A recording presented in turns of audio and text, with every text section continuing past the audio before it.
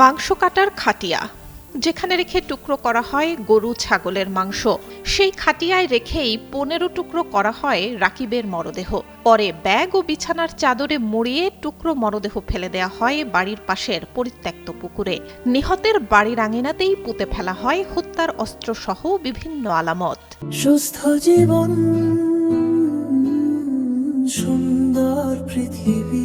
ময়মনসিংহের ফুলবাড়িয়ার সোয়াইদপুর গ্রামের রাকিব রায়হান কাজ করতেন ঢাকার কমলাপুরে কাস্টমসের নিরাপত্তা শাখায়।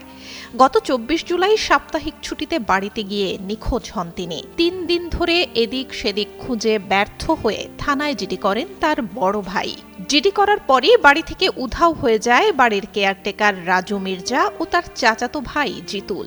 গত ২ আগস্ট অভিযান চালিয়ে বাড়ির পাশের পরিত্যক্ত পুকুর থেকে রাকিবের ১৫ টুকরো মরদেহ উদ্ধার করে পুলিশ। আর গত বুধবার সিলেটের শ্রীমঙ্গল রেল স্টেশন থেকে গ্রেপ্তার করা হয় রাজু ও জিতুকে। তাদের দেয়া তথ্যের ভিত্তিতে নিহতের বাড়ির আঙিনা থেকে উদ্ধার করা হয় একটি চাপাতি, একটি লোহার রড, ৩টি ছুরি, একটি কাঠের মাংস কাটার খাটিয়া ও একটি রক্তাক্ত পাঞ্জাবি। পুলিশ জানায় ওই খাটিয়ায় রেখেই ১৫ টুকরো করা হয় রাকিবের মরদেহ। পরে ব্যাগ ও বিছানার চাদরে মুড়িয়ে সেগুলো ফেলে দেওয়া হয় বাড়ির পাশের পরিত্যক্ত পুকুরে।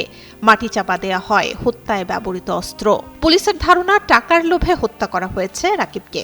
গ্রেপ্তারকৃতদের জিজ্ঞাসাবাদের পরই জানা যাবে হত্যার প্রকৃত কারণ।